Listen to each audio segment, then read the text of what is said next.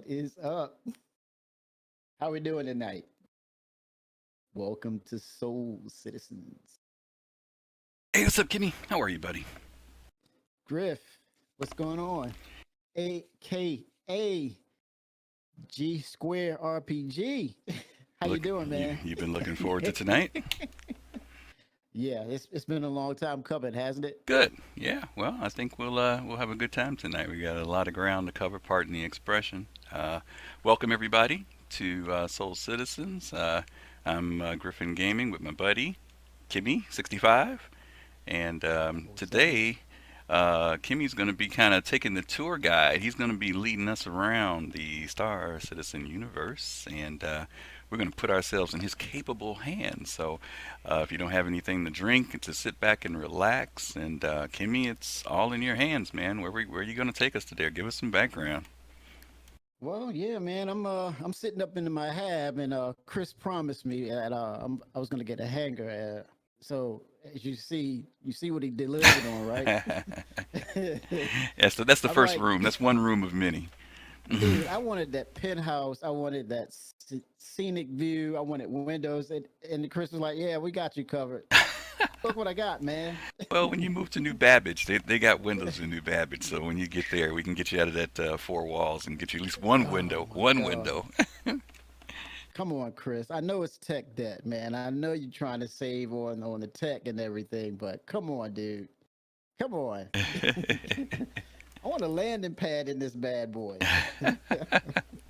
It'll be interesting to see how that all turns out in the end. Everybody's got their own Yeah. ideas of what hangar life is going to be like. But I mean, the big thing Oh for me yeah. is as long as it gets to where your friends can come visit you. That's like a big thing for me. Exactly what we're doing here, right? Yeah, yeah. Exactly what we're doing here. And tonight, what we're gonna do a little lore and theory craft, or as I like to say, gameplay theory. Gameplay theory. Cool. Yeah. Awesome. Awesome. Awesome. Oh man, so let's get into this, man. So basically, we're gonna start where it will eventually end, and that's the eventual end of the first iteration of our first system. That is what Stanton, everybody, Stanton first system. Of course, we're waiting for Orson to drop what before the end of this year, correct? And so that should complete it, or that should totally give us all the systems or all the planets and moons for the Stanton system, our very first uh, solar system in Star Citizen.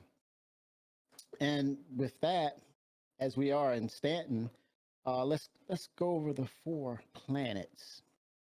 Hurston, and we're looking at the lore. Griff, you want to pull up the star map? Ryan Shonen, '07 for the follow. Appreciate you. How you doing tonight?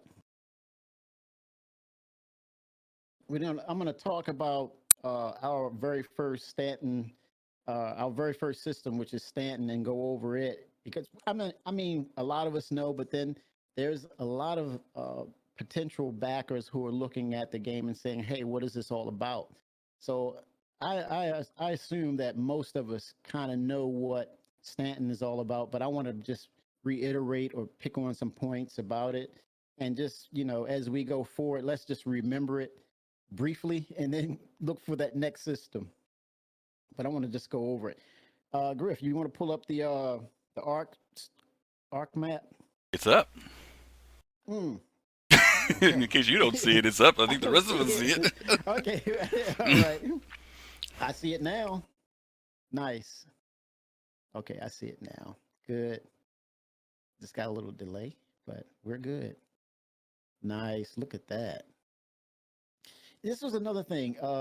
Sig mentioned that all the elements in Stanton, they pretty much can take all that tech, take those features, and pretty much uh, do the entire verse with those variations that we have in Stanton. They said Stanton was one of the most difficult because of those variations, whether it was desert, weather variations. As you all know, we recently got cold weather effects and snow or ice, rain, sleet, and so yeah, they were saying flora was out there. They had to get that into the system. So they pretty much feel confident going forward with the next systems because they have the underlying tech and foundational tech to go forward to push out these systems. So let's get into Stanton. So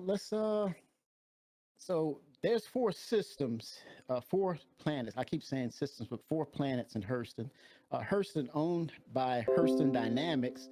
It's a family-owned corporation. They made their fortune by selling ships and personal weapons.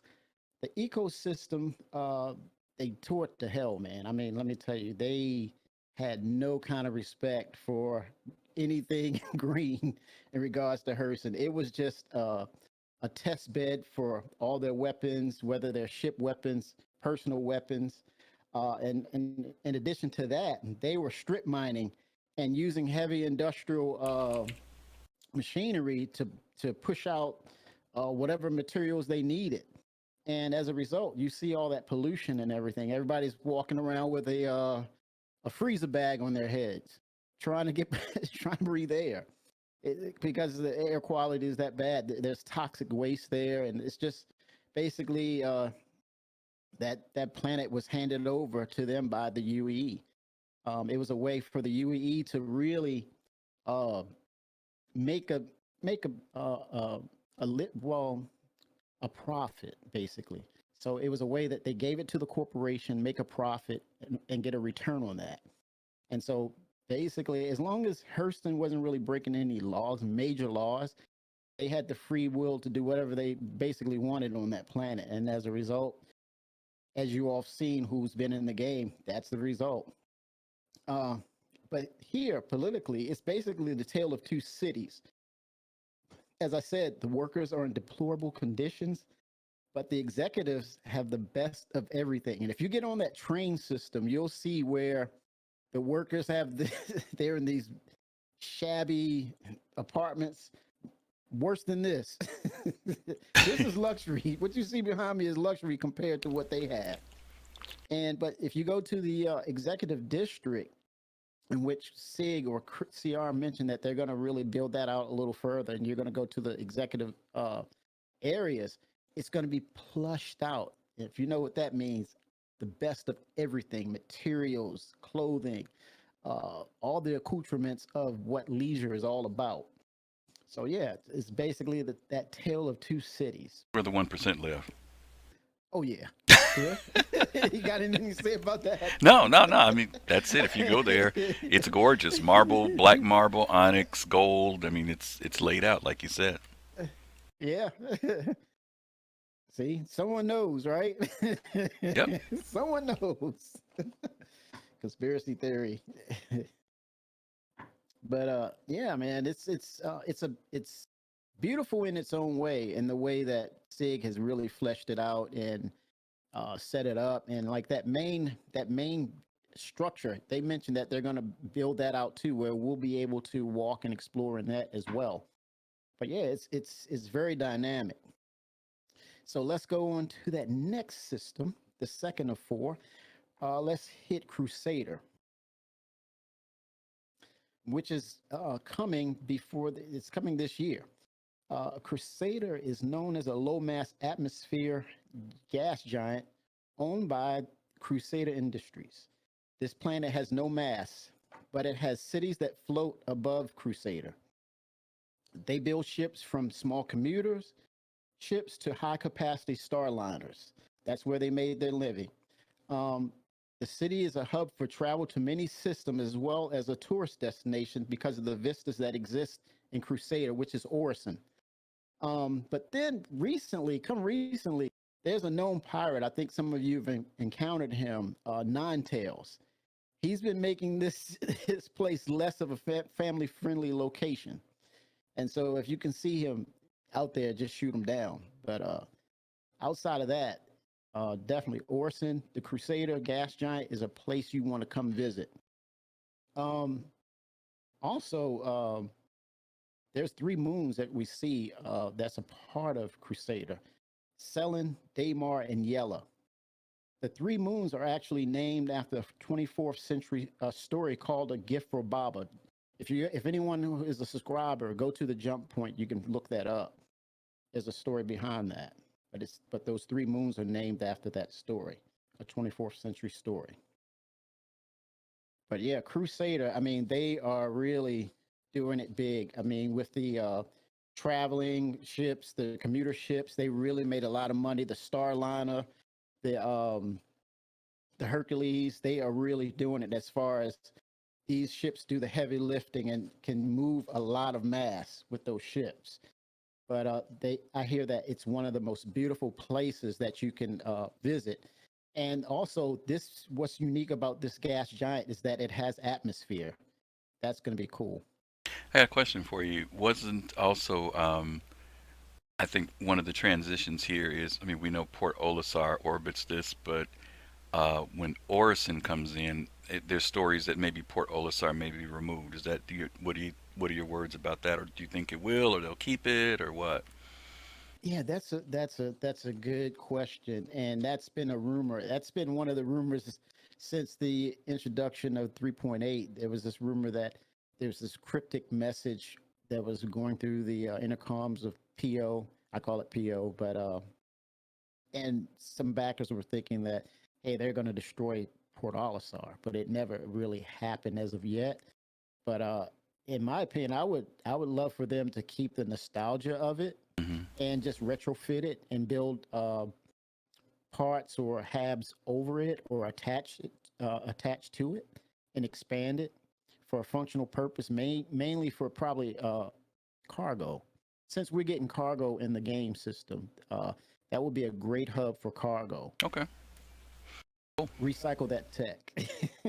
Because it was our first place, basically our first base to start with. So, like you said, if they did some updating to it and kind of treat it like the orbital station, like all the other moons have, they have their own orbital Hmm. station, something like that. Okay, that'd be cool. Yeah, it would be cool. So two knockdown out of that four. So Griff, let's take a look. Let's search. Let's go on over to ArcCorp.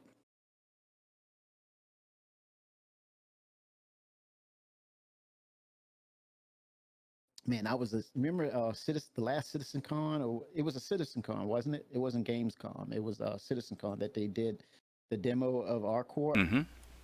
And this was one of the landing zones that was a placeholder for a long time when we had the option to be in the hab or we can go into ArcCorp and then do the do the golf cart buggy demolition stuff. That craziness, and that was basically what we were gonna get as far as ArcCorp. It kind of kept close to the concept.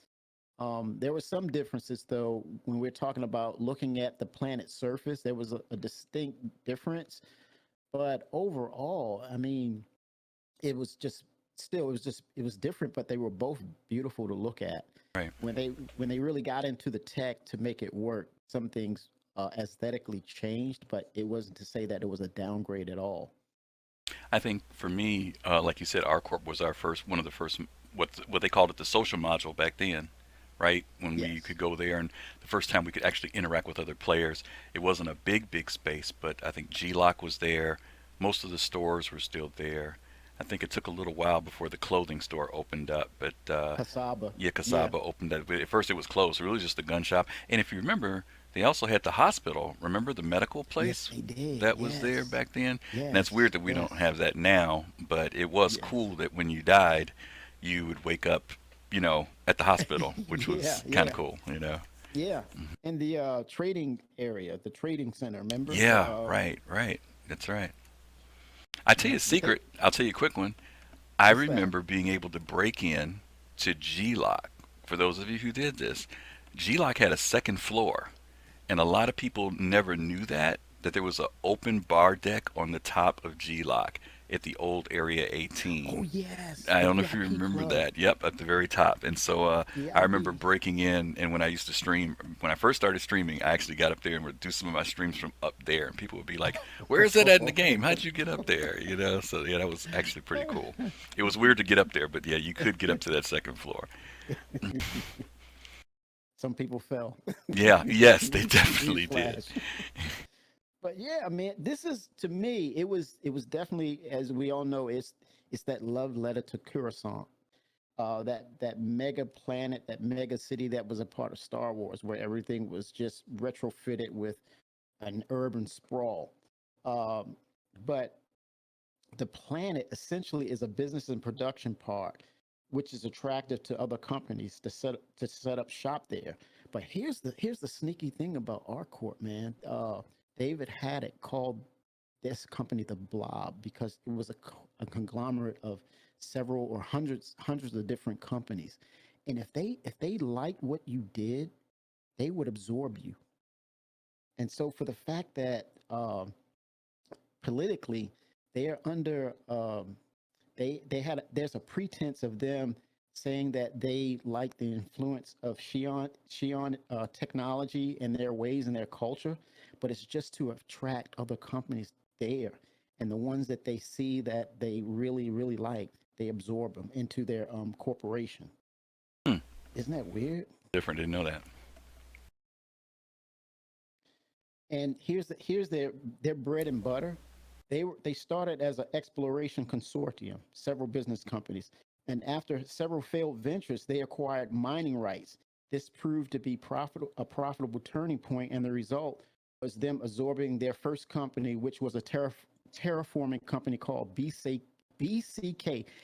Check this out, BCK, and I got a little conspiracy theory. Do you think CR has something to do with that BCK name? Here's CK. what I It's not yeah, ringing a bell. Britain's Commonwealth Kingdom. Hmm. Okay. I said it. I'm sticking with Could be. it. There's a lot of stuff that they do carry over from a lot of other things. So, could be. Yep. But three company foundations make up R Corp. One was Nova Light, which they specialized in fusion engines, mining, and terraforming. Those are those. That's the three bread and butter points of R Corp, and everything else was built upon that. Okay. But yeah, be careful with R Corp. If you have something worthwhile, they're going to snatch it eventually. So let's go to that last planet before we venture out, and it's where I'm sitting at right now, waiting on my freaking landing zone. New Babbage. I'm locked in here, man. I'm in quarantine as well Hmm. at Microtech. I don't have a landing zone. Shoot. Yeah, this was to me, this was the love letter to Hoth.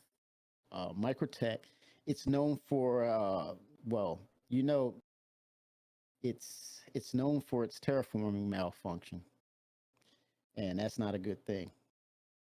This created unnaturally dense clouds that caused the planet temperatures to drop to an extreme and deadly level.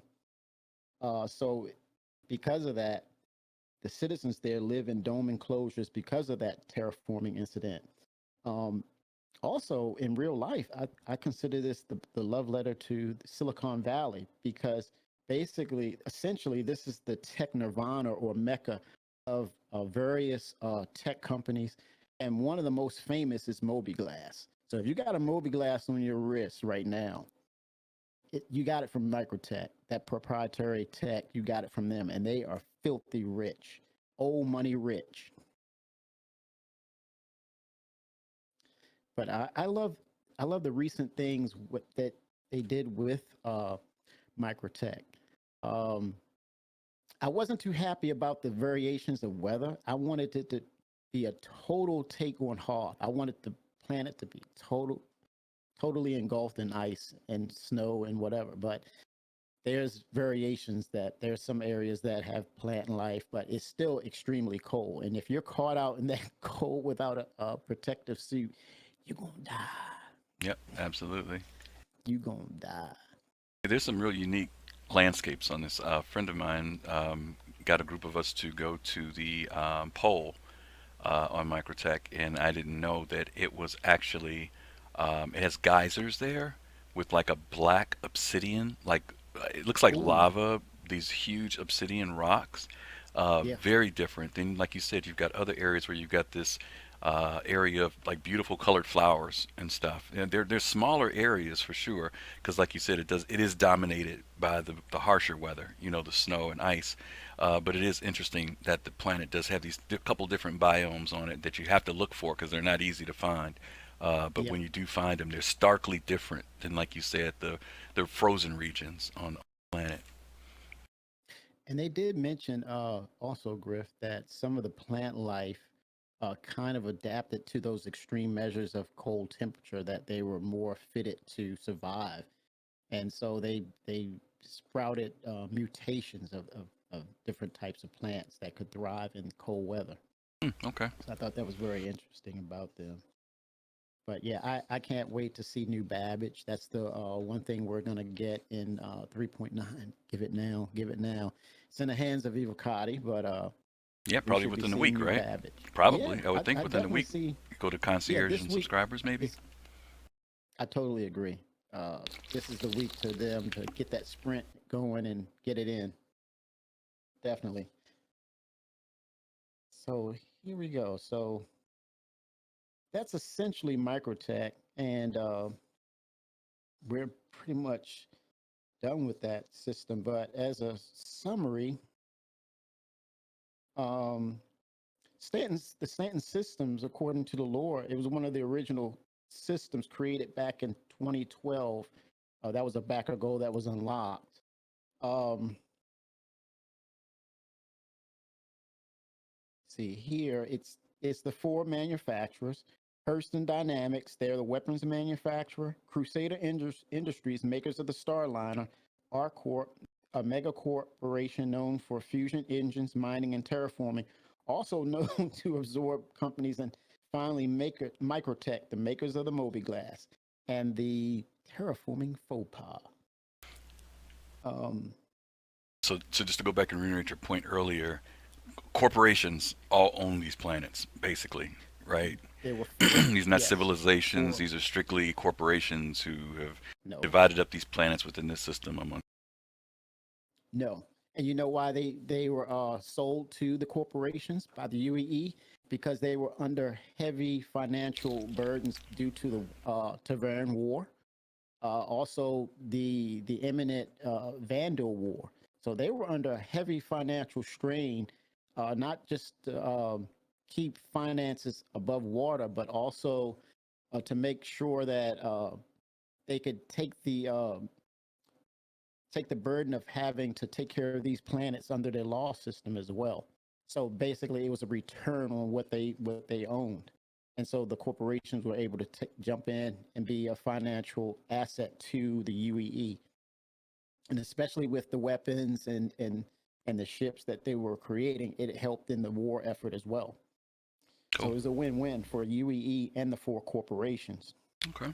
This system was discovered by Toshi Aaron in 2903. And there's a big debate, which is also a gameplay feature. The debate is there uh, is this: there were known settlers before Toshi came in, and because Toshi sold the jump points to the UEE, he was given the credit as the discoverer of Stanton.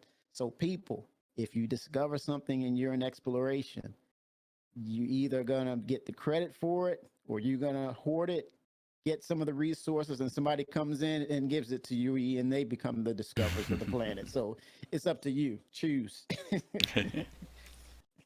Get rich quick, or get famous for, or be famous forever. All right. So unfortunately, Grip, we got a little thing with the tech, and as far as the Stanton system, Delamar. Currently in Stanton, it will eventually be sent back to its place of origin in the Nix system. Let's head to Nix, man. Let's try to get this figured out. But Delamar does not belong in Stanton, but it's just a placeholder right now. Okay, there we are.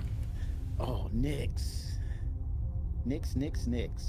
So there's basically three three planets in Nix. Not a big area, but Nix one. Let's go into Nix one. And by the way, the star of Nix is an F-type star that can emit that can emit much higher forms of UV radiation. Uh, Scientifically, they said long term, this can have a negative effect on your DNA molecules. According to the lore team, planets are not habitable. These planets are not habitable. But science, I looked up science. Just T600. Thanks for the follow. 07 to you. How you doing this evening? Thanks for stopping in and getting in on some of this lore. Shiver Bathory. Bathory's here and lurking. Thank you. But this is crazy. Science is saying that even though the lore team, I'm going to call the lore team out. No, I love the lore team. They do a great job. But I'm saying this because I want this under consideration. And they've changed some things before. But according to science, even though the lore team said that planets like because of this type of radiation that this F star is emitting, you can't have life. But science says even though it would be difficult, life could still develop on the surface. In reality, life would most likely be confined to underwater or underground regions. Give me this. Sig, give me this. Lord, change it. So basically, Nyx 1, it's a coreless rocky planet that was strip mined. Some minerals exist. The minerals that do exist is not much. But when I used to, well, I made a mistake on this one too, so I'm gonna call myself out. When I was telling people that it was coreless and it was hollow, and it was the furthest from the truth. Basically, when you compare the inner core with that and Earth, with this planet and Earth, our planet has a mantle and has layers, the inner core. But with Nyx 1, there's no distinctions in its layer, basically. Sherry described it as a cake with layers. Basically, if you cut into it, you'll see the layers. That's Earth. But if you cut into Nyx, it's just solid cake. So there's no distinct layers, no mantle, no inner core and such. So, but it's a core, but it's coreless without layers. So, clarification on that. And it's no minerals hardly there, so there's no profit. So I think the only purpose there is just to hide. I think Fast Cart will appreciate the bet on that conversation. So I think you're gonna owe him a beer or something, owe him a Coke or something. I don't know, but okay. Oh my gosh. All right, FC, you got it, man. All right, so that's 1 of 3, Griff. Let's go to Nyx 2, man. This is gonna be interesting right here. Nyx 2. Man, basically, man, this is a nasty, nasty planet. For one, it's uninhabitable. It's a smog planet. The atmosphere is sulfuric acid. So can you imagine trying to land there with your ship and you just hear a hissing sound? That's your ship being eaten up. Won't be visiting Nyx 2. But with more advanced tech, this planet could be terraformed. But I would imagine, gameplay-wise, I would imagine CR would dangle some carrots there in order for you to land your ship and try to run out there and grab something real quick and get the hell out of there, but at the expense of damaging or killing yourself. It's going to be some nuggets there. It was some things he would bring you in to see what's there, but it's going to be hella dangerous just going to that planet. And then it's smog too. Imagine once we get fauna there, so there's no telling what type of creature is going to live in that place. Who knows? But he's gonna dangle. Trust me, he's gonna dangle a carrot to bring you there, man. So let's move to Nyx 3. So Nyx 3 it's way out there, and because it's so far away, It's known as the ice giant. Future tech could possibly change this planet, but now this is truly a love letter to Hoth. There ain't nothing warm on this planet at all. It is cold, frigid.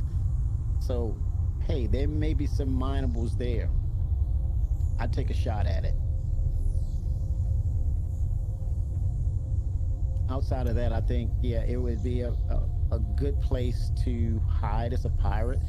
Or if you want to be secluded, I think it would be a great place if you can survive it. But it's no telling. No one, SIG has not determined if there's going to be valuables or minerals there. I would imagine because it's icy and you would have to really get down into under the surface. You may find something worthwhile if you don't die first. Yeah, for real. And it's some crazies out there. It's some crazy backers out there that's going to try it.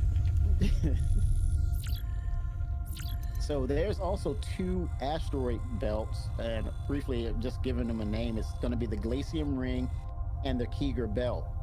But here's the one thing about the Glacium Ring. It's a very, very dense asteroid belt. And this spot right here is great for asteroid mining. But here's the caveat. There's some strategy elements involved with the Glacium Ring. It's very difficult to navigate large ships there. So there's some strategy elements involved in that. So if you have a large ship, forget about it. Try if you can, but risk reward. Yeah, I was gonna say I also noticed that the Glacium Ring, when you follow it around, it links over to where Delamar will ultimately be. 'Cause you were mentioning earlier how Delamar is going to be put back here, so you have to wonder whether there's going to be, right now when you go to Delamar, you do have the asteroids there around it, but I guess that kind of reflects what's going to happen when it's here. Yes. And I think there's going to be some valuables there. There's going to be a lot of people grabbing, trying to... Now, see, with that said, now think about this, Griff. If you have, the reclaimer? No bueno. In Spanish, that means no good. You need a vulture, man. Or a good pilot. Or a good pilot. Well, yeah. We'll see, right? We'll see. But yeah, the mole, there's going to be a question whether or not the mole is small enough or too large to get through that asteroid mining belt because of the density. But I would think that there's a good gameplay strategy going on here where you can take that prospector and get that in those tight areas and grab and go. Whereas the mole, it's a much bigger ship. So it's going to be interesting how CR decides on this one. I'm still taking my Orion in there, man. What are you talking about? No, man, you ain't taking no Orion in there, man. Hey, listen, I got a good pilot, man. You might be able to get in there with it. God. I ain't scared of no rocks. That's no problem. Okay. Rocks are not scared of you. Rocks will hurt shit. Yeah, so that's going to be interesting how that plays out. But let's see. What else do I have with these guys? In the Glacium Ring, well, actually, check this out.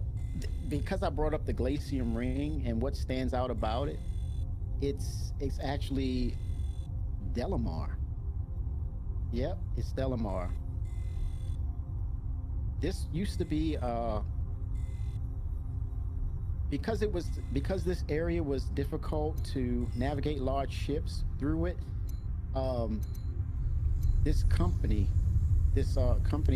called QV Planet Services, they built a large mining platform which was called Delamar. It was a way that they could mine and take the minables to that platform, which was Delamar. And during the dictator stages of the Messer area, man, Messer was a piece of work. But he was a soldier. He was truly a soldier, but he became corrupt with power. And with that absolute power, he became a dictator. And then he was later overthrown. But he was crafty, man. Messer was crafty. But so during the dictator stages of the Messer area, so you would imagine this kind of guy really rubbed people the wrong way. And so this is where it ties in with the people of Delamar. There were a small group who was in rebellion against Messer and who seeked out this facility later on in order to escape him and the UEE rule. The landing zone is known as Levski. Even though Levski is not considered UEE, the people of Levski do not consider themselves pirate sympathizers. They're independent of the UEE, but they're not pirates. And I think that's the misconception with Levski and with backers thinking that, well, it's a pirate haven, and it's not. They felt that they were rubbed the wrong way by Messer and the UEE, and they wanted to get away from that type of dictatorship. Yep. So there's some clarity there. Cool. Also, Nyx has what? 5 jump points: Tohill, Castra, Bremen, Odin, and Pyro. Those are connected. Those are the jump points that will connect to the Nyx system. And it's unclaimed. It's deemed not worth it by the UEE. There's no worth to it to them. So do you see Nyx as a place for neutral people, UEE people, or the more criminal type? Which one do you think is better to be there? I would say neutral, because then they're not a part of the UEE. They feel as though there's a safe haven to get away from the UEE and what it stood for. I don't think they're not as intense as far as, Messer's not around anymore. It's not as intense, but they're still leery of the UEE. They still feel as if there's some ulterior motives and that they want to claim their independence from the UEE, period. And as far as pirates, as long as they don't cause trouble, okay, I think they can tolerate them, but they definitely do not see themselves or side themselves with piracy. So I think if you are a pirate, you better do your dirt undercover or in the dark where you're not seen. Okay, fair enough. Fair enough. Yep. So let's see. To sum it up, politically, the community of Levski considered themselves egalitarian. This is the belief in the principle that all people are equal and they deserve equal rights and opportunities. Egalitarian. That's their motto. That's the politics with the people of Levski. Okay. So that's Levski in a nutshell, man. All right. Where to next? Your crown jewel. What's the area that you always brag about? No, man? I don't brag. I don't brag. You tell me where you want to go. You know you want to go to Terra. He can't hold that smile back. Terra's okay. He's playing it down, people. He's playing it down. Wow. Terra system. According to the lore, this is known as the shining jewel of the UEE by Terrans themselves, of course. Terra originally called the system 342A. It was discovered in 2516 by Winging Song. He was a chief surveyor and engineer of the UEE's Eastern Expansion Program. You know what? That's a little gameplay nugget right there as far as having those type of facilities or that type of feature on a ship, a survey ship. So it says basically this is a part of exploration. Having surveying components or machinery or tech on your ship.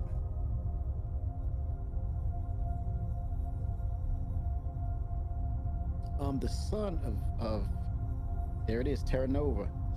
The sun named Terra Nova is very much identical to Earth. It's a G-type main sequence star.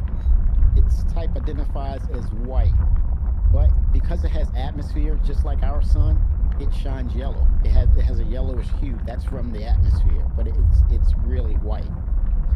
The surface temp of this star is 5,300 to 6,000 Kelvin. Nice place to vacation. I know, right? Definitely. But its misnomer is that when you compare this star type to giant stars, it falls into the category of yellow dwarf. Okay. So the planets of Terra. Terra has 4 planets. 3 of the 4 are in a naturally habitable zone. Terra also consists of 7 jump points with the potential of more. So backers, that incentive for you or what? It comes with 7, but there's a possibility to find those other jump points. And so let's go to the 4 planets. Let's start with Arrow. This is the first planet of the system, Arrow. And it's known as a mesoplanet. Arrow is between a dwarf and a major planet, so they call it meso.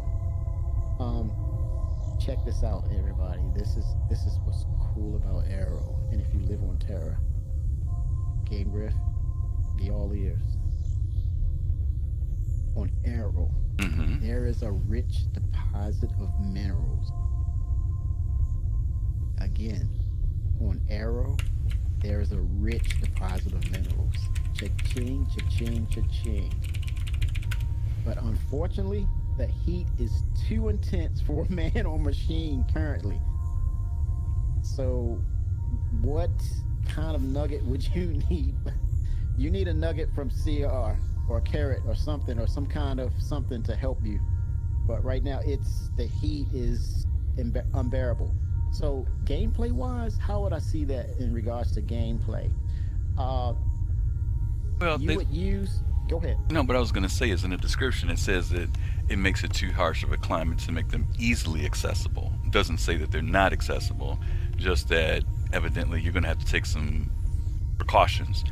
And whether that means, the suits that we've been talking about, the heat suits or whatever, Yes. but it won't be just a matter of being able to land down there and, go exploring. You're going to have to evidently be ready for that particular, climate or whatever on that planet. And Yes. obviously probably someplace you wouldn't want to live because, I mean, it's the equivalent of what would be, not Mercury, but, it's still the closest planet to the sun, or to its star, I should say. So, I don't know. Interesting to see. That's good. There'll That's a always be good challenges, description like right you there. said. You always said that Chris will always have these different challenges for each one of the different planets. Yep. And to sum it up, definitely the tech will give you a time. It's basically the tech will give you a timer. If, like, say you have that heated armor suit, you're basically, when you touch down there, you and possibly your ship and that armor are on a timer. So the gameplay is you can grab it quick and go, but it'll be worth your while to whatever it is you grab. But you're not going to sit there and hoard and make a killing. Basically, if you try to if you try to stay too long, it's going to be a meltdown. Okay, that's all I'm saying. It's going to be a meltdown. Cool. Oh, someone says, "Are we ever going to see these zones?" Are the question. We're so far out from even the first zone. Okay, I can. Okay, so basically, the fact that now when CR says something, I think there's a lot of reason for him to put it out there. Usually, he's not forthcoming to say, "Well, this is doing this is doing that." When he exclaims that, that means he is totally happy with a process. And um, the fact that he mentioned that the Planetary Tech version 4, he was so proud of that achievement and that tech hurdle that they've gotten over. Because what basically, correct me if I'm wrong, Griff, Stanton basically, it's not finished, but it took over 2 years for them to get all that stuff together, to get it formalized and said, okay, it's on the roadmap. We know what to do. We're going to get it to you. So it was basically over 2 years for them to develop Stanton, correct? Yes and no. What the full timeline was on relation to the systems, I don't know because they're working on so many things simultaneously. I know 3 years ago we were already seeing the landing zone stuff. Actually, as far back as 2015, we were seeing the landing zones. So it's Right. been a decent amount of time since then. But they're working on multiple things. Now, people keep forgetting that the bulk of the earlier years were working on the tech and the tools, not working on landing zones per se. And so a Right. lot of times people, when we see something in game, whether it's a preview at CitizenCon or Gamescom or whatever, quite often, I'll give you a classic example. We've seen the Idris 4 years ago, right? And then just last Yes. week, they told us that the Idris is not complete. Right. Now that throws people Interiors. off, right? People keep thinking, oh, the Idris is done, blah blah blah blah. Yeah, it is done in certain aspects of it, but in order for it to be incorporated into the multiplayer world and gameplay, and to have all the dynamics there, and that, when I say dynamics, I'm talking about all the things that we know that it takes to make a ship, all the internals, the Components. components, the Yeah. connections, all that stuff, that's has not been completed yet. And so, I think part of it comes from people not having a clear understanding of what game development is. And I know we keep saying that, and for some people that sounds like an excuse. But the reality of it is that they said once the tools were in place, they would be able to start churning things out. And as you mentioned, when version 4 came out, Planetary version 4, that proved it, because they said what took them 2 years, they were able to do within a few months. So now we will Two. start seeing Two things, months. 2 months, right?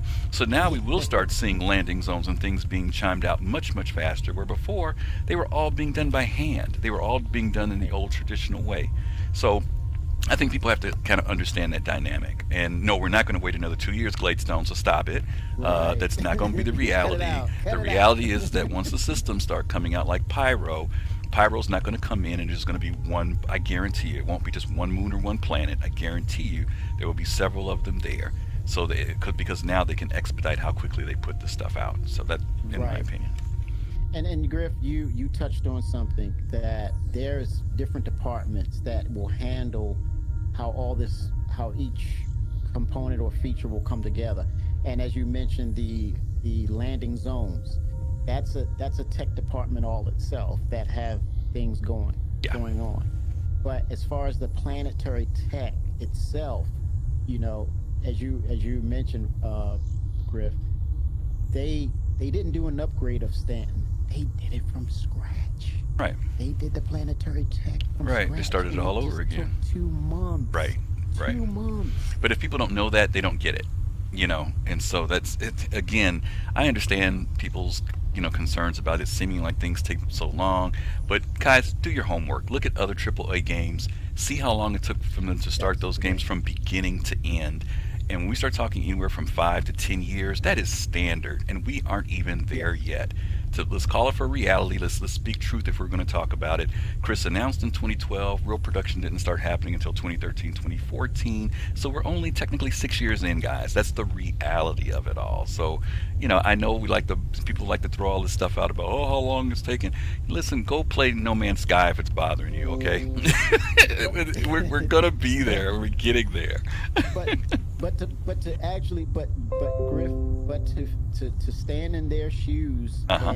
and basically why that narrative is that way, with people are saying, why is it taking so long? Mm-hmm. Here's why. And I fully get it, and I understand why they're saying it, and here's why it makes sense.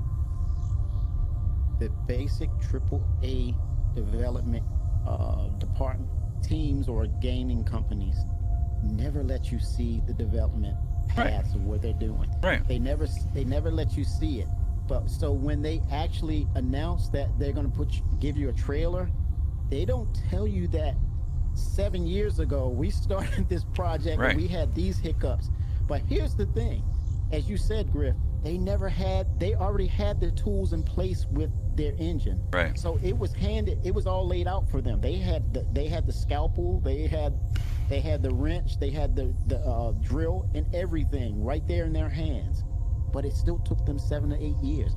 You would never hear about that. Right. But here's the narrative with Star Citizen and why it's called out the way that it is that you see the development, you see the scars, you see the bruises, you see the tech hurdles that they overcome, but also you see the fidelity, you see the detail. But let me say You this, Kimmy. Some people don't want to see the bruises. That's the reality of it all. Now, don't get right. me wrong. The Eggheads sauce like looks me and you, terrible when you're eggheads like making me and you, it. we dig Right. that stuff, okay? I mean, we Yeah. like learning all the tech and the behind the scenes. Other people just want to play the game. That's They could true. care less That about that all of is that stuff. and that is And correct. that's what makes it somewhat difficult. And you're It absolutely is. right about the fact that most times they already had an engine. They've already started on the process of doing a game. I will say this, and I Yes. know we want to move on. But in Yep. relation to systems, I'm still think it's ambitious when Chris talks about 100 systems. Now, when I say It's ambitious, really ambitious. That's a I'm lot. saying that because with the one system we have, there's a tremendous amount of real estate with just one system. If he does Yes. 20 systems, I would be completely impressed. Seriously, because you're talking about Yeah. systems with planets, with moons, with biomes. I mean, right now, very seldom do you run into someone else in one singular system. It's not like Right. when you're flying around Stanton, you're passing other ships every 2 minutes. I mean, you literally can go out in one system and be isolated, or you can go down to a moon and work and be isolated. You can occasionally run into someone. I can't imagine 20, 30, 40, 50 Yeah. systems. That's true. So, 60. yeah, let alone when he spits out a term like 100. Really, you know what I mean? So, I That's think we will possibly start. overachieving. Well, I'm not even saying that. I'm just saying, imagine if it grows to that point. And I'm saying 20 is a lot to me. That satisfies me. But if he gets 50, 100 systems, I find that completely Wow. amazing. And of course, this is Yeah. all over time. It's not going to happen. That's not going to happen anytime within the next few years. It may take a decade before we get to a place where there Holy are 100 smokes. active systems that are fully populated with servers Yeah. and all the technology that supports that. So we're also in an evolving state when it comes to even the technology and the Yes. design for the game. Finally. Yeah. So anyway, I don't want to belabor that point. We can move on. We're still Yeah. sitting here on Arrow. we can agree to disagree. Definitely.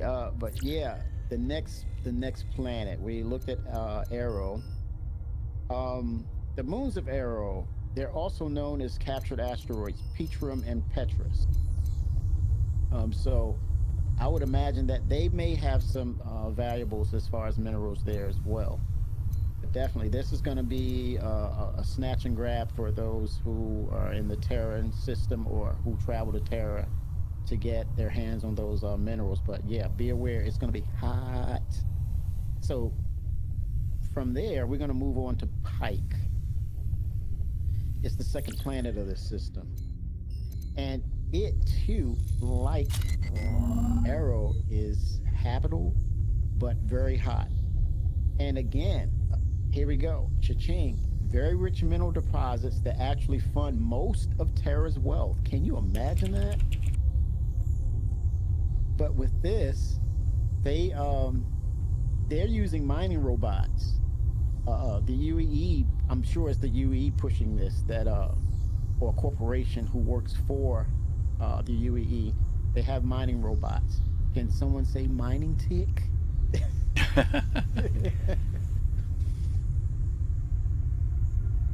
And for ships who venture into this area, for some reason, uh, they've been complaining or talking about mentioning about electronic warfare is used against their ships, that emits and subjects the ships to a virus known as Deathgur. So, so is that a message to say we don't want you there? Good question. That's not a message. Very, very, very shady. So that's Pike. Yes, Okay. Pike. So here's your crown jewel. This is the last planet, third planet, Terra. This is also known as a super Earth. It has low density. Uh, there's no terraforming needed for this planet. Uh, here's the very interesting thing about Terra. There's evidence that show that Terra had a previous civilization. Hmm. Hmm. Wonder who that could be. Pithrock? You've heard in the backer goes that there was this alien civilization called the Pithrock, and there was nothing really known about them. So that opens up the door if that's a possibility right there. But explorers don't have to go too far to explore and find things out, and possibly get your name in a lore book and get these discoveries nailed down and sent into the UEE right there within system. So there's things right under your nose, and everyone's so fixated on getting out to the fringes, and it's right there, right under your nose. Very cool. And Also, I was yeah. going to say this thing that they mentioned here about that they believe that Terra is it better represents the future of the UEE than the current capital of Earth. It's kind of interesting that they feel that way about their political system over the way the traditional thing is with the UEE. Hey, money has a way to make you Yeah, well, it says there's going to be feel some good, tension. There's man. going to be some tension between it, which is kind of cool that they're setting up. So cool. Yes, yeah, it's going to be a lot of tension. Um, here's another cool nugget about Terra. Its environment is well preserved, and it's balanced with the aspects of nature and technology. Sort of like Frank Lloyd Wright. Think of him, where he did architecture that it was encapsulated within nature, didn't disturb, and it was a part of nature. So think of that kind of style. Okay. They also say that their landing zones will be very picturesque, beautiful, and the main city of Terra is known as Prime. And also another interesting nugget about Terra is it's a melting pot of cultures, human and alien. So definitely expect to see Shion, Banu, and Tavaran. And so with that said, we can't expect to see Terra anytime soon until after Squadron 42, because that will be a reveal that CR will not let happen. I can't see him revealing or giving away Terra and showing those alien cultures, unless it would be empty, but it wouldn't be true to what Terra was really about, the melting pot of cultures and human and alien. Definitely expect massive trade and economy. Major businesses also exist at Terra. And here's another cool nugget. In the year 2722, J. Harris Arnold created, where is it? He created Anvil Aerospace, right here. J. Harris Arnold created Anvil Aerospace on Terra. And in the year 2913, Ms. Jennifer Frisker moved Origin Jump Works from Earth to Terra. Yeah, isn't that a kick in the head or something? That was a slap in the face to Earth, man. Jennifer Frisker, like, I'm better than this. I'm moving to Terra. I'm taking my play ball and I'm leaving the playground. I'm going to Terra. She upgraded, man. That's okay. Like so Terra, man, it's got a lot of things that's going on within the system. You can explore there. It's going to be beautiful, of course. Very rich planet. It basically funds the UEE efforts and its strength. So that, I think that's where you have that push and pull between that and Earth. Okay. And why they're so in rivalry against each other. Now, is there another planet here? Because I'm seeing one more, Gin. Yes. Okay. Gin. It's Gin. Gin. Gin. Okay. Yes, Gin. Fourth planet, known as a diplomatic planet. Very political here. Gin was terraformed and is the hub of politics. Remember I said 3 out of the 4 were habitable and they didn't need to be terraformed. This Gin needed to be terraformed. But yeah, it's the hub of politics and military deployments, and also diplomatic missions for surrounding systems. Can anyone say Inforunner? Hey man, it's gameplay intertwined in these lore stories and this lore history of these planets and systems. So when you're talking about that, when you're talking about military deployments, maybe going against pirate installations or syndicates, and you need to send word out, so it could be, that could be sent out to NPCs basically, who are established, maybe part of the UEE, and they need to send word out. And so that could be a definite mission giver to those who have the Drake or the Mercury Star Runner to say, I need you to send this encoded intel to so and so. And so that could be, they could be stopped by a pirate syndicate and find out, wait a minute, they're gonna launch an operation against this pirate syndicate. They'll pay you for it, because then they'll be warned and you will thwart that mission. So yeah, definitely a lot of gameplay implications involved with the political clouds of this planet again. Okay. Really cool. That is. You got anything on that, Griff? No, that's very cool. Politically, and here's the politics with Terra. Some of their beliefs and their culture. The transitionalists believe Terra should be the capital of the entire UEE. So that's the thing you were talking about, Griff. Why you're getting this push and pull in this rivalry between Terra and Earth. It's pushed. The narrative is backed by the transitionalists. Also, then there's the centralists. Believe the Earth's ugly history should be maintained as a constant reminder as we progress forward towards the future. Isn't that interesting? The centralists. So they're going to tie to Earth's past and its Earth's history, whether it was good or bad, but mainly they said the ugly history, so we can keep in line and go forward and do the right things. Okay. The centralists. Wow. Also, the planet Gen is not represented by the UEE Senate. Gen is a diplomatic and military planet. And here's another thing. Terra was opposed to Messer. They did not care for him. Okay. Wow. So Terra's gonna have a lot of layers involved. It's not just beautiful, but so much intrigue and political great areas. It's not gonna be black and white with Terra. It's gonna be layers of gray. Okay. So we're gonna move on now. This system, as we were, it's a toss up between these two. Which one I should go for? Which one I should? I got two more systems here, and I'll make the decision for you. I'm gonna go to SOL system. Let's really? go to SOL system. Okay. Yeah, I'm jumping. I'm changing the narrative. Okay. And I'm going to the SOL system. Since Terra and SOL system is tied to the hip, it's our Earth. It's where we are now. It's not where I'm at. I'm in Microtech, of course, in this crappy pad until Chris give me something better. CR, love you, man. SOL system, Earth, the future Earth.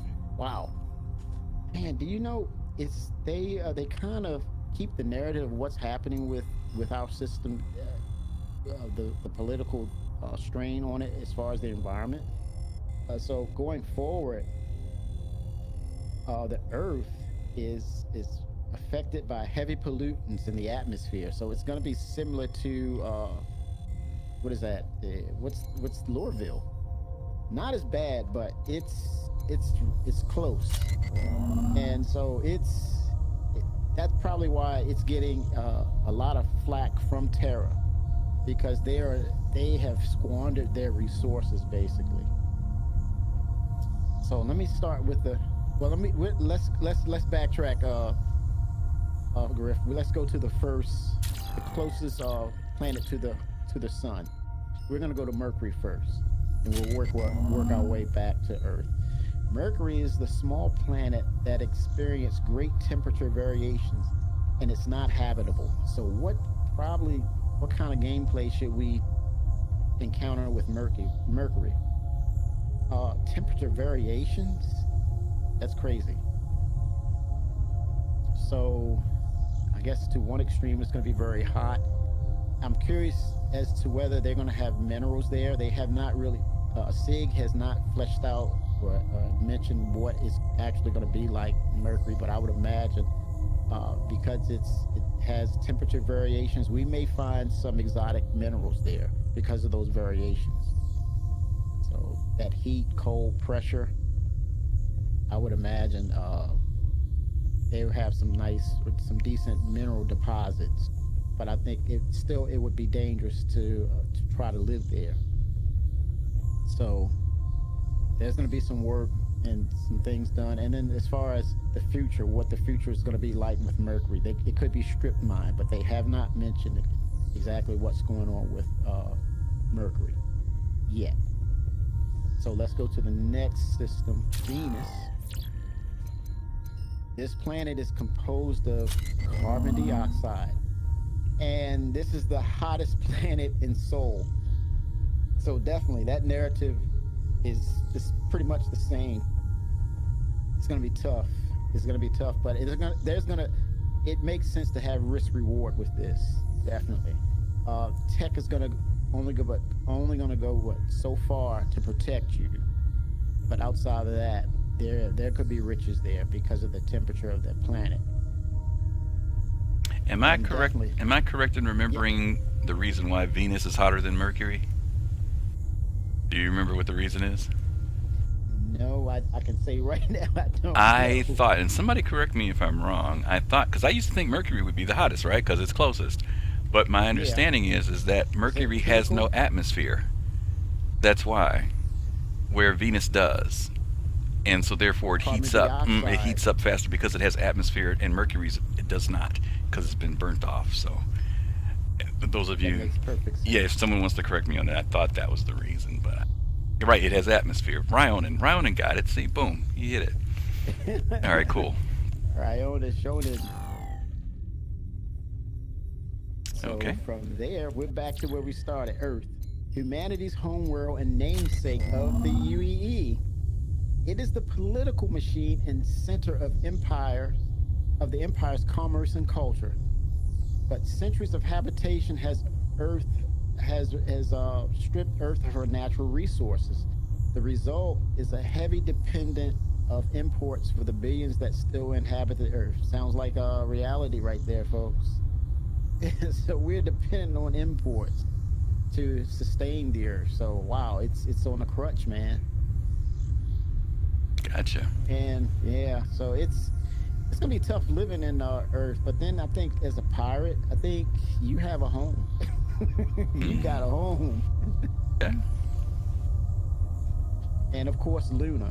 That's the Earth's moon. Habitable? No. I wouldn't imagine there's any minerals or anything there. Or maybe because of the future, there's something that could be used tech-wise. Not sure, but I could see it as a place to maybe a outpost or maybe a plot of land to say, well, I want to get away from the Earth, but I want to visit every now and then just to remember some of the areas on Earth. And for example, I would love to, just briefly going back to the area, I wonder what CR and Chris, don't put Manchester in the game. I can see him putting Austin, Texas in the game. So that's where it all started with Chris. Origin. He started with Origin in Texas, and I would not be opposed if he put Austin in the game. But definitely as far as like major cities, I would love to see definitely Egypt. That would be especially with the 3 pyramids. What have they done now as far as that? Were they devastated? Were they kind of not taken care of? I would like to see also what are the locations, Griff, you would like to see in Earth? Some other location I would like to see. I don't know, because it's New York, Moscow, and Shanghai. So you've got something in Asia. You've got China. Something, in the North. Maybe to be honest with you, South America would be something different. That would be kind of interesting. Yes. But I don't know. I guess it all depends. I'm sure they'll expand it in some other landing zones. But even if it's those 3, like we said before, there's a lot of real estate to cover. Yeah, and to see those cultural influences put into the game, Jay Lee would have a field day with that. Definitely. That would be cool. Just to see what those areas look like and maybe have some parts that were realistic, like you mentioned, Griff. New York. New York. Mm-hmm. New York. So we're going to move from there Now we're gonna head over to Mars. And the nugget with this, the little interesting fact was, this was the first venture of the UE terraforming a planet. This is the very first terraformed planet. This is going to be interesting. And with things you do for the first time, some things can go wrong. And according to the lore, this was marred by a terraforming tragedy known as Mars tragedy. Actually, this accident, it killed 4,876 people in 2125. And guess what? Unlike today, now Mars is habitable. Even though it's a desert planet type, it is habitable. It has an atmosphere now. So that's going to be interesting how that's going to be played out. That red hue, the red planet, people living there, people probably want to just go there because it's Mars. So, not bad. But yeah, the first terraforming accident, and the first time a planet was terraformed, and now Mars has atmosphere. Cool. So let's jump to that next one, Griff. That's going to be Jupiter.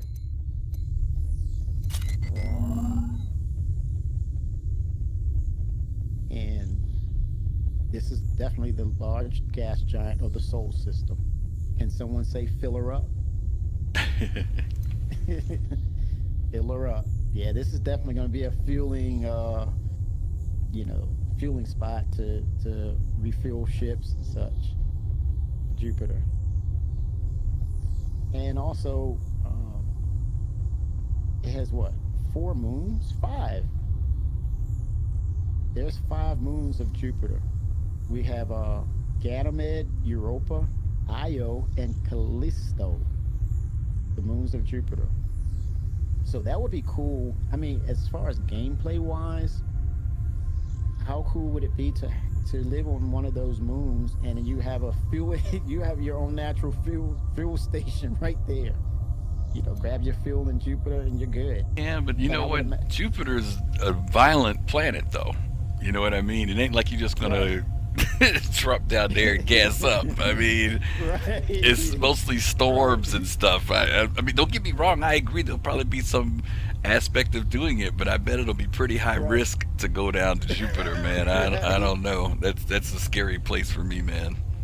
See, you changed my perspective on it, but I was thinking more on the lines of maybe your ship instruments will tell you you're just skimming above that storm and you're just getting a little bit of the fuel, so you got to kind of drift and stay above it. Hey man, listen.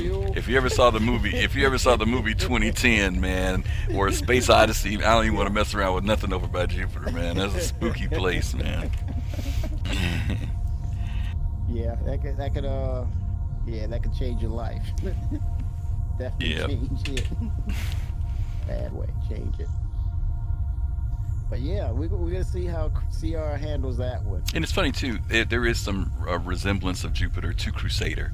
You know, even when you look at Crusader, you see an area where there's a storm on it, the little eye, similar to Jupiter. So you can tell they definitely mirrored a little bit of that from the gas giant thing. Wow.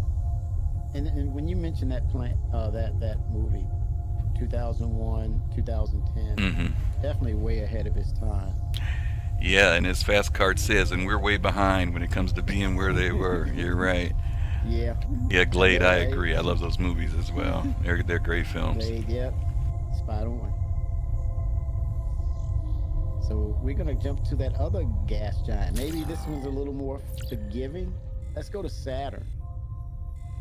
See, I'm working my way in and working out towards the outer ring, so I'm going in order. Saturn is known as a gas giant. Along with Saturn, she's accompanied by 5 moons. Now, forgive me if I tear this pronunciation up, so bear with me. Dione, Lepidus, Tethys, Rhea, and Titan. And Titan, the nugget with that is it's the only moon with a dense atmosphere and is a great interest to scientists. can I endeavor anyone to research it? Get it? Endeavor. Yeah, we someone got it. to. We got it, Kimmy. We got it. Yeah, we got it. Oh, I think you missed the point. Yeah, see, that was worse than yours was. So there you go.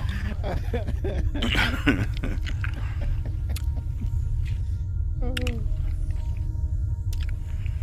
Yeah, so I wonder why this is a great interest, and for someone to probably discover that or find some other scientific discoveries, I think it'd be worth exploring it and finding out. Again, CR is putting things under our nose to explore. Let me throw this So at you. I have to wonder yeah, though, because so much of the stuff started with Earth working its way out. I'm curious to see yeah, how developed these places will be. You know what I mean? Because obviously, I don't know that yes, Sol is going to be a system that's explorable per se as much as it's already developed. You know what I mean? So it'll be yes. interesting to see what they, Blade Runner esque. yeah, what had they done with since this is where things kind of originated, how all this stuff is developed, working its way out, like you said. Because some places, like you said, are going to be completely raw. But I am curious to see how, especially how much Earth has even changed. Considering, Right. it'll be interesting to see. Exactly. Hmm. And I think people will be there just out of respect of, hey, I'm from Earth, Hmm. Hmm. and it's more of a, like that kind of endearment Yeah, like home. Yes, for where it why they're started. there. Hmm. It's good stuff. Yep, good stuff. What CS Digital Design said, nah. He's ready to be out someplace else. I can't say I blame him. I'm out. I got the capabilities. I'm out. So that next planet, Uranus. Or some people say Uranus. Uranus. Vase Vos. Tomato. Uranus. It's an ice giant. This is truly the love letter to Hoth. What's weird about Uranus is that, or Uranus, is that it has an unusual magnetic field. It also has 5 moons. Titania, it stands out because it has enormous canyons. Man, racing anyone? Canyon racing? Definitely, I can see that in gameplay. Enormous canyons. Wow. Umbriel, it's known as the very dark moon. Then we have Oberon, Ariel, which Ariel also has canyons in it. Canyon racing, gotta have canyon racing. We need aspect. That's a no brainer right there with people who have racing ships, and especially with the rework of the M50. Yeah, we're gonna make that happen. CR canyons, man, we need it. Racing. Miranda. This is cool, and it's going to be interesting to see how CR or and the team tackles this. Miranda is known for the tallest cliff in the system. So, did we get a prize for climbing it? Because we got the little rock climbing cliff in one of the in Microtech. So climbing may be the thing. The tallest cliff in the system. That's going to be interesting. So that's Uranus. So the next system we're going over to is Neptune. Again, another ice giant. Now, what stands out about Neptune? Neptune has the strongest winds in the Sol system. Uh, atmospheric atmospheric flight. Anyone? See how skilled you are in flying in that atmosphere. Have some of the strongest winds in the system. That's going to be nuts. Hmm. But again, I see CR dangling the carrot and say, hey, with risk comes a reward. So expect that. I would expect that. It's too easy of a gameplay loop to not have a dangling carrot there. All right. I know So you meant to say this was a ice giant, not a gas giant, right? yes, did I say gas giant? That's okay. They caught you. Oh, I'm in They're staying Ice sharp. Giant. They're staying sharp on this. Your viewers are staying You guys, sharp on it. you guys are awesome. Thank you. And they know their stuff, man. Thank Either you. that or they read it on the screen. Take your pick, but yeah.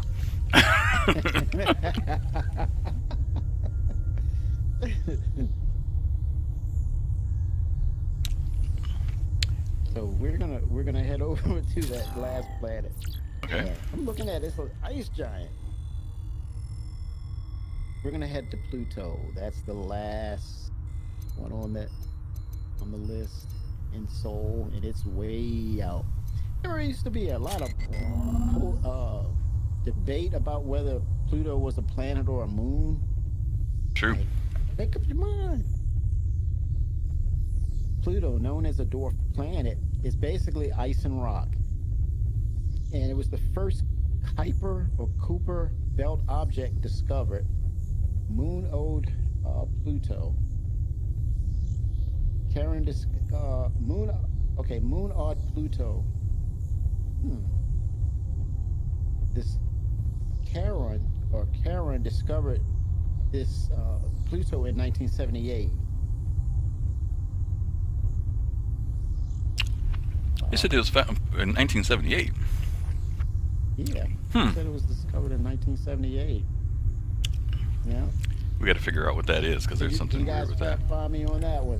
Well, I know it was before '78. I know that, but I don't know. We'll have to find out what the real reality. Because, like you said, people did at one point. Hey, Black Intellect, thanks for following. Black Intellect, There were thanks people for who following. had their different feelings about whether it was or not. 1930. That sounds better, yeah. 1930. But there was haggling about whether it was a planet or an asteroid back then, maybe. So I don't know. Maybe that's what they're referring to. But yeah, we'll have to dig that out. Yeah. And multiple times it was classified, unclassified as a binary dwarf planet. But the other compelling thing with the Sol system, we have the jump point Croshaw. Yeah. Is located in Seoul. Yep. So yeah, Pluto was discovered February 18th, 1930. So I wonder why the lore. I'll clear that up. But yeah, definitely 1930. Got it. GG says February of 1930. There we go. Yay, GG 07. Okay. And now, are we off finally to the last system we of made the it night? through. Yeah, the last system. We're this, man. I'm saving the best for last. As you all know, last Citizen Con, CR was, hey, here's the carrot, and we all saw the carrot in her glory, flying on her maiden voyage, busting out and just going to the atmosphere, and the carrot decided, hey, I don't want to just stay in this system, I want to jump out of the system. And lo and behold, it jumped to where, Griff? Where did it jump to? Well, I don't know. I got lost when you said the carrot and the carrot. I couldn't figure out which one you were talking about, so I'm still stuck back there. But I think Not the flying carrot. Not the flying carrot. Okay, the flying carrot. Okay, I for a second I got thrown off a little bit, but no, that wasn't a gas giant. That wasn't. Oh, okay. Okay. So I think we ended up coming. Yeah, I think we ended up coming here. We came to Pyro, right? 07 Miss Hearts. Yeah, so the carrot jumped into Pyro for the very first time, and the crowd went wild. Mm-hmm. So basically, the Pyro system, according to the lore, is an unclaimed system with a red dwarf star. Here's the weird thing about a red dwarf. It's an M-class main sequence red star. The thing about the red star, it produces very violent solar flares, along with X-ray and ultraviolet radiation activity. Some nasty stuff. So with sudden flares of, it also gives out sudden flares of brightness that create powerful flares 10,000 times more powerful than the solar flares of Earth. It's weird, but it shines dim though in comparison, and it's a red star. Wow, dangerous, nasty. So I would imagine going forward, do we need protection as far as um, protection from radiation or something? If it's emitting that, is it already built into the suit, or I wonder how that's going to change the gameplay implications of this type of star in its environment. Well, hopefully we won't have to get that close. So Yes.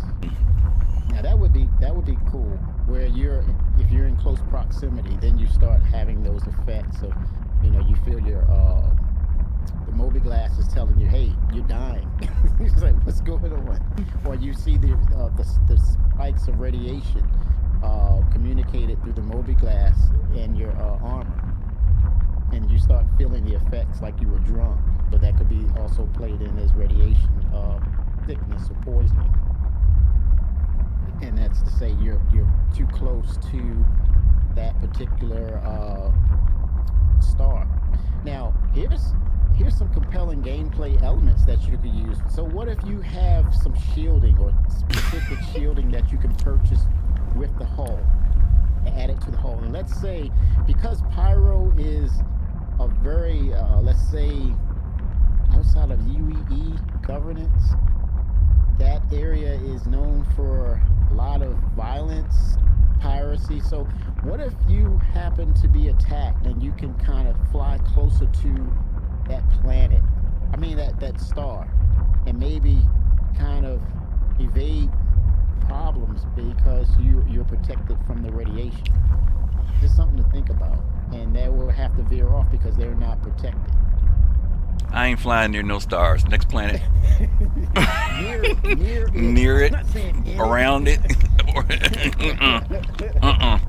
but it's nasty though. Pyro. So let's go to Pyro 1, Griff. Let's check out Pyro 1. And similar, Pyro 1 is similar to Mercury.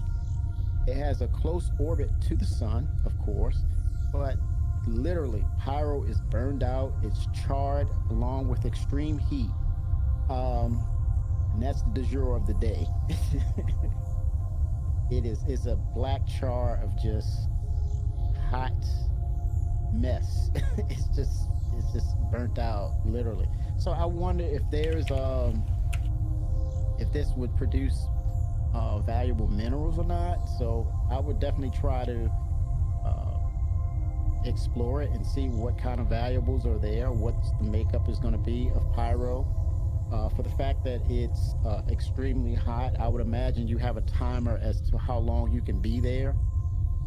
So, and then the fact that it's a lawless system, so you kind of want to do things stealthily in the Pyro system. This one's not habitable either, right? In No, it's general, right? not. Okay. No way. No, it's way too close to the sun. Gotcha. And so the next system, Pyro 2.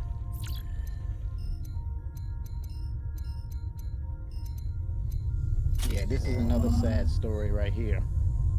Basically, this planet, I'm gonna put it out there right now, it's been strip mined. So Mm. whatever you can find there, yeah, I think the use for this place is to be a covering or hangout spot or a place to hide if you got a bounty on your head. Definitely, because outside of that is nothing of worth here. Um, You know, it's interesting. They talk about this being like kind of been hollowed out, right? Because of all the strip mining that's been done. You have to wonder whether that means yes, there will be mines and caves, which might lend itself yes, to what you were saying earlier, where criminal elements could find solace in some place to hide. That might yes, be why that's part of the background, that there are these caverns or whatever that you can go into. I know they showed some. I don't remember if it was early pictures or video where they showed caverns that were big enough that a ship could fly into. Remember that? You Yes. know, so I Yeah, have to that's going to be wonder. the next thing. Yeah, if Yeah. places like this might be something that facilitates that, would be interesting to see. And to know that once we are able to get a pyro, that means that we're able to get those caves that you're mentioning. And that was a thing that Todd Pappy was talking about too, that they had 115 cave types standing by, but unfortunately they weren't able to drop them in because they didn't have server-side object container streaming. Right. So yeah, I would love to see how that's going to be applied to these new systems. Even though they're not habitable, Mm-hmm. they could provide some sort of maybe just like with the generators, the gravity generators, they Mm-hmm. can makeshift some tech in there and maybe provide atmosphere in there Yeah. with enclosures with Or those or containers. just the fact that the caverns are underneath the surface. You know, maybe the surface is what's not Yes, habitable, but underground, like you said, you can have yes, some type of habitation that could be underground. So yeah, it's possible. yeah. And so this definitely lends to the emergence of what we're now beginning to see how cool bounty hunting is becoming, especially with the Mandalorian series, that how it opened up and how it's really changing the narrative of the bounty hunting aspect of this game. And so if you're under duress or you're being hunted or you got a mark on your head, you want to hide, man. I mean, you want to find places where you can go and say, either I can pay off this bounty on my head because there's this, I can pay them off maybe and get them off my back. But first and foremost, I need to stay alive. Yeah, I don't think too many people who get bounties are going to be worrying about getting it off their head. To be honest with you, I think if they get a bounty, they want it. I'm just saying, you know, I mean, you go do Right, something bad, then go right. clear your name, go do something bad and clear your name. No, Right. I think they're going to do something bad, Yeah, and they're going to be yeah, happy that they have that on their name, and yeah, they're just going to be yeah, trying to stay alive. That's going to be the yes, thing I think is going to be. Hence, like yeah. you said, The cat why a and place like mouse. this would work for them. You know, just like you Yeah, said, you know. yeah. And how you describe those areas, those underground grottos and such, like the way you did is basically hubs, shanty towns, basically. And that lends to a lot of gameplay aspects as mission givers and getting your reputation established by communicating with other people of that pirate or syndicate style culture Hmm. and getting yourself entrenched into that community or that culture. So yeah, it lends itself to say that there's a life of piracy. Okay. So okay, so we were at Pyro 2. Come on, let's go to 3. This is going to be interesting to me right here. Pyro 3, a lava planet. Mm. And basically, I mean, they're saying to the extent the lore team said seas of lava they crisscross, and they're all along the planet's surface, along with seismic activity, earthquakes. Can you imagine you walking on the edge and then there's an extreme earthquake and you go dunk right into the Who's lava? walking on the edge? Ouch. Well, I mean, you can be hand mining Mm-mm, and mm-mm. you Who's walking bend on the down and edge? there's a Mm-mm, nugget. mm-mm, I'm just saying, man, people mm-mm, got to make a living. mm-mm, mm-mm. Do you remember the name of this Yeah, show? We don't walk on edges. We hey, don't walk on hey, edges. you got insurance premiums to pay, man. You got bills, ballistics costs, energy, energy Let me weapons repeat costs. myself. Soul citizens don't walk on the edge. I'll leave it there, okay? And I think Can you know what I somebody mean. record that? Please clip that if that happens. You put the sound in hot, hot, hot, hot, hot. Yep. No, but you're right. A lava planet will be very interesting to introduce into the game because that's Oh my whole God. another element. And I've often thought Yes. about. I know we've looked at what happened at New Babbage, and we were talking about microtech with the coal. But a couple episodes back, they were talking to us about these environmental suits and what does it mean to make sure that you bring the right equipment with you when you go out. A lot of times, you know, I keep thinking about this when the food subject came up, that even though people Yeah. saw the food stands and that they didn't connect the fact that that was going to be a real part of the game.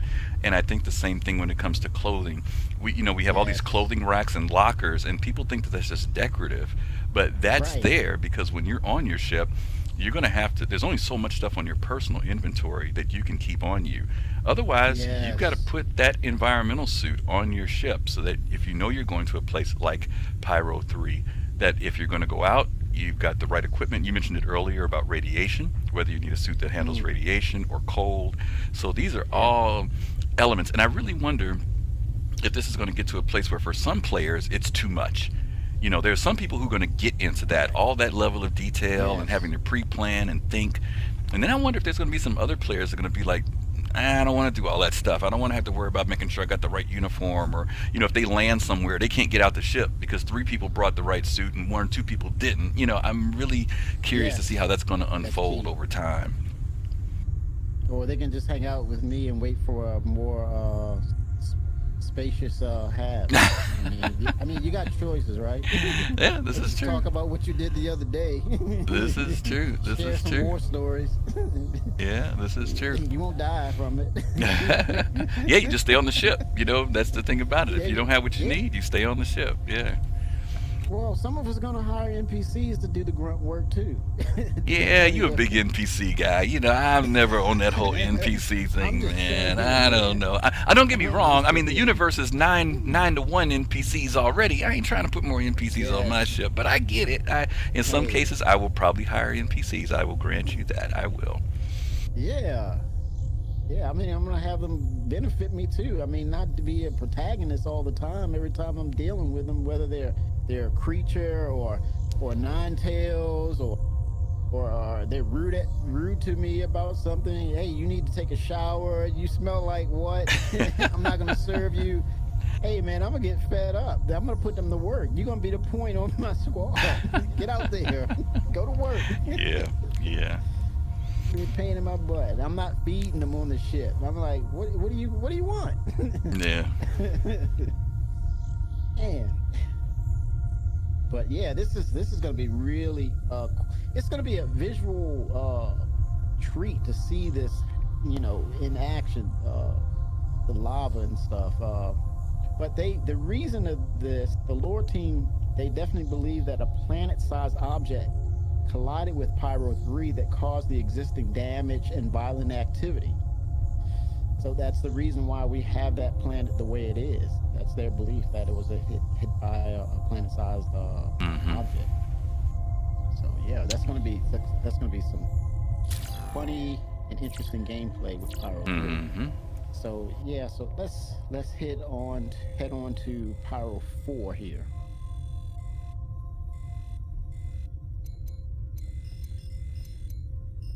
Man, you're talking about bad happening over and over. You're talking about lightning striking twice.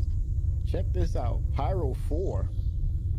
Again, according to the lore team, Pyro 4 was once in a normal orbit within Pyro until again a planet-sized object collided into and knocked it into a slow settling orbit into Pyro 5. Mm-hmm. Wow. So what could the implications be with that? So pool anybody? Cosmic pool.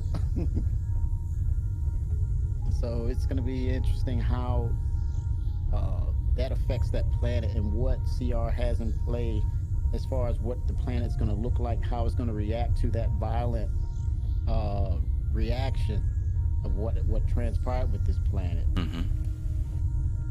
But it's definitely onto it's going into a slow settling orbit of Pyro 5.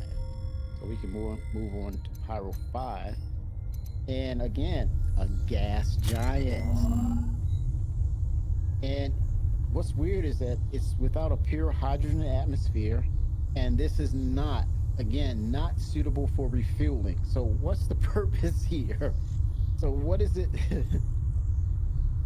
What can it do? I mean, Yeah, I mean, the thing for this one is actually the moons for it, I think, which is what's good about this one. Because the planet itself, like you yes, said, is uninhabitable. There's nothing you can do with it. But the moons that surround it, that's the gold when it comes to Pyro 5. yes. And there are what? One, two, three, four, five, 6 moons? Wow. 6 moons along Pyro 5. Batra, Ver, Rior, yes, Rior, Ignis, Pyro, and Fuego. So that's going to be interesting. I think that's going to be a haven for pirates, even though it's not habitable. But then they're also reasonably hot because of the reach of the red dwarf solar flares. So that's going to be a hot area. So there's going to be a lot of violent people, angry people in that region. Short-tempered. It also But I talked about, definitely, I was going to say, it also talked about, you mentioned this earlier, how Pyro 4, it says, is slowly being pulled into the orbit of Pyro 5. So it'll be interesting to see what happens with that because of their proximity. yeah, there's going to be something going on with how that cosmic activity, that soup pot starts to react with these planets closing in on each other, and what kind of effects or chemicals it's going to give off, or what type of atmosphere as well. Stay tuned. Mm-hmm. Okay, the last one, folks. Pyro 6. A small planet on the outskirts of the system. It houses the ruin station. And this is most interesting element of Pyro 6, because this is basically what we mentioned about Terra. This is the pirates' Terra. This is their version. This is the Mecca. This is the main hub for all piracy in the Pyro system. So if you're looking for some action, or you want to build your rep, or you need to talk to somebody, or know somebody, or who knows somebody who might know somebody to do something, it's going to be there. It's going to be at the ruin station. But the weird thing about the ruin station, it's under constant contention. Constant.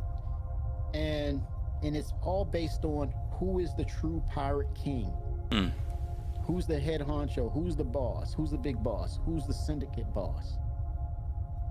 This place is contention. Whoever runs it, they're the top of their game as far as piracy is concerned. So gameplay implications right here.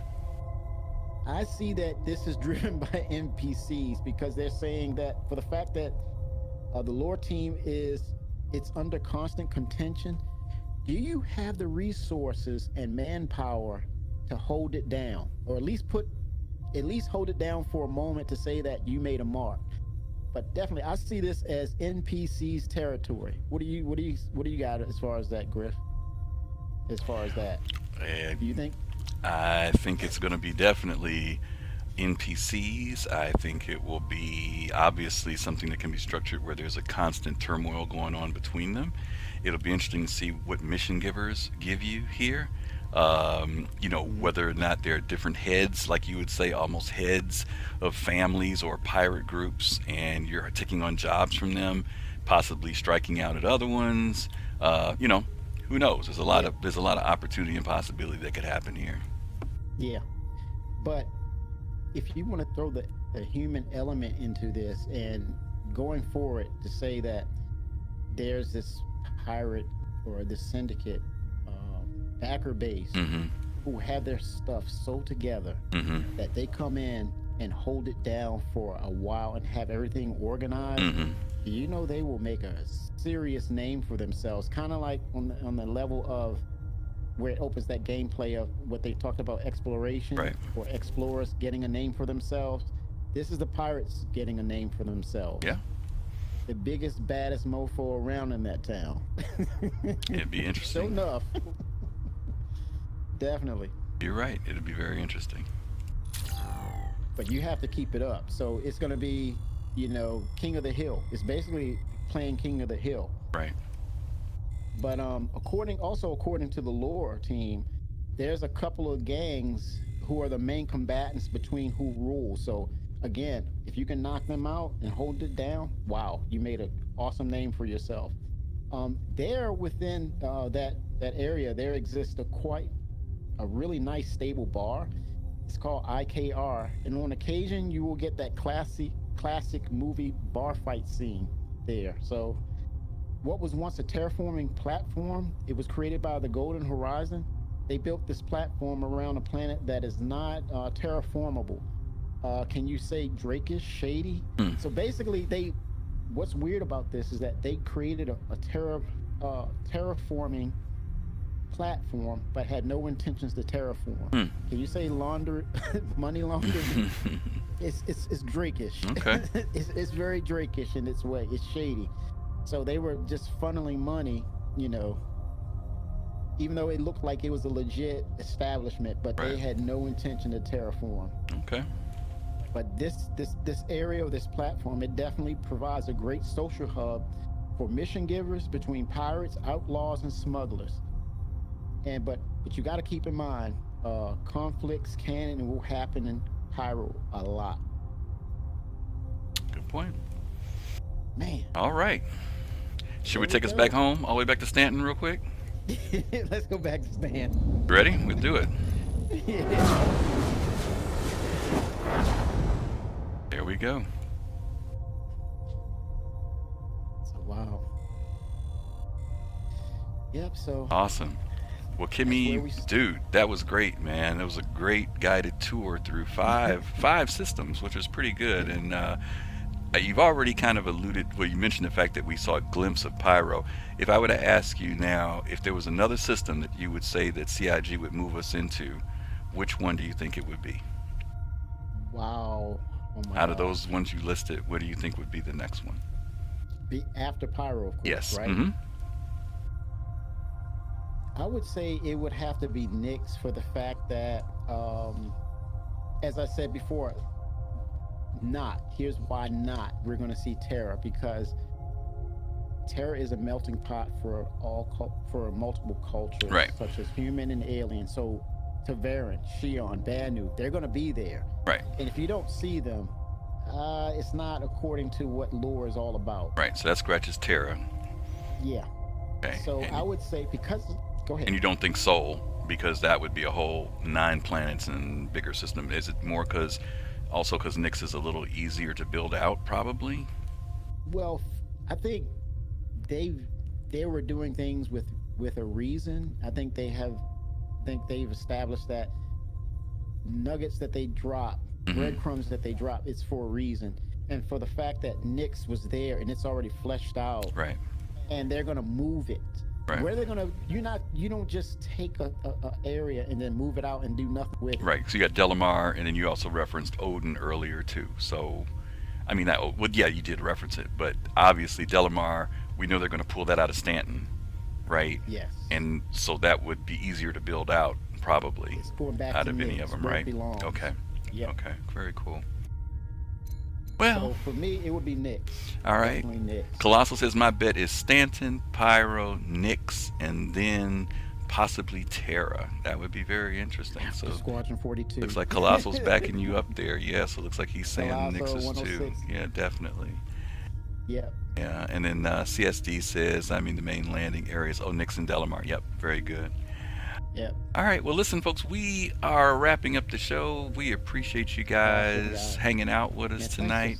thanks for stopping in. Yeah, a lot of information. Kudos to Kimmy for doing all the research and hard work and pulling this together. All I had to do was click on buttons for him.